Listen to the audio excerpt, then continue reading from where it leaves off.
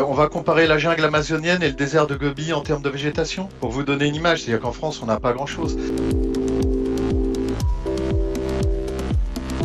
Le gros problème, c'est que lorsqu'on met comme pierre angulaire au niveau du ministère de la Santé les premiers secours en santé mentale, en disant qu'il y a des problèmes psy à l'université parce que les étudiants en difficulté ne sont pas bien repérés, on va dire aux gens, vous avez besoin d'être pris en charge, et ils vont les envoyer vers des réseaux qui vont leur dire, mais je ne peux pas vous prendre en charge avant 6 mois. Et ça, c'est terrible. C'est-à-dire que les gens peuvent aller mal et tenir, mais les gens qui vont mal, auxquels on dit, vous allez mal, nous avons la solution, mais pas avant plusieurs mois, c'est pire. On est bloqué, on est saturé, on ne peut pas en faire plus, mais on vous amène plus de problèmes encore. Vous vous noyez, on rajoute de l'eau et on vous baisse la tête un peu dans l'eau. Donc on est dans une situation qui est calamiteuse.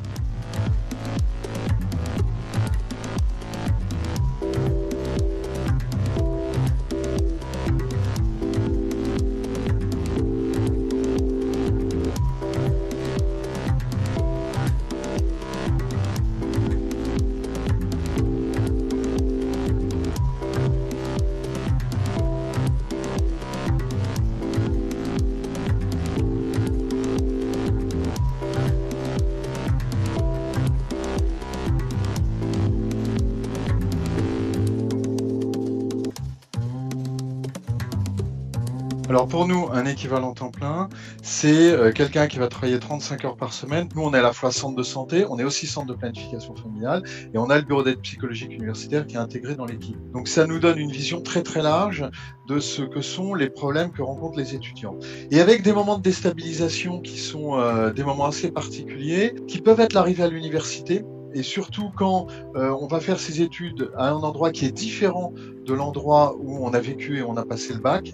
L'autre grande période qui va être compliquée pour les étudiants, c'est les fins d'études. Et là, de nouveau, c'est une période qui est une période d'inquiétude et de questionnement.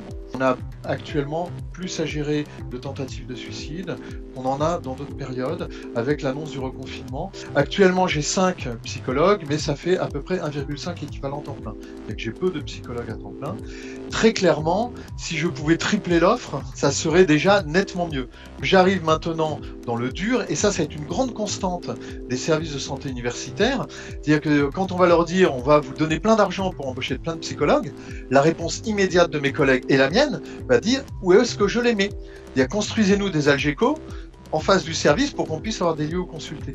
Il y a une sensibilité réelle de l'université à la souffrance psychologique, mais il faut qu'on passe d'une sensibilité, donc quelque chose d'assez émotionnel, à une politique, c'est-à-dire quelque chose de construit et qui veut dire finalement comment on va développer ces notions de bien-être. Comment est-ce que l'on va faire pour que des étudiants que l'on va repérer en difficulté, on les incite à voir quel type d'aide ils ont besoin.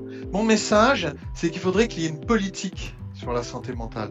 Pas un plan de santé mentale, mais bien une politique. Et que cette politique, elle commence par identifier quelles sont les structures dont on dispose, comment ces structures dont on dispose travaillent ou non entre elles, comment ont-elles le temps de coordination qui permet de travailler les uns avec les autres. Je pense qu'un délai de rendez-vous au-delà de 15 jours pour une demande de prise en charge psy est déraisonnable et qu'avant de lancer des grandes choses et des grands plans et des grands etc., voilà, fou est celui qui construit sa maison sur le sable.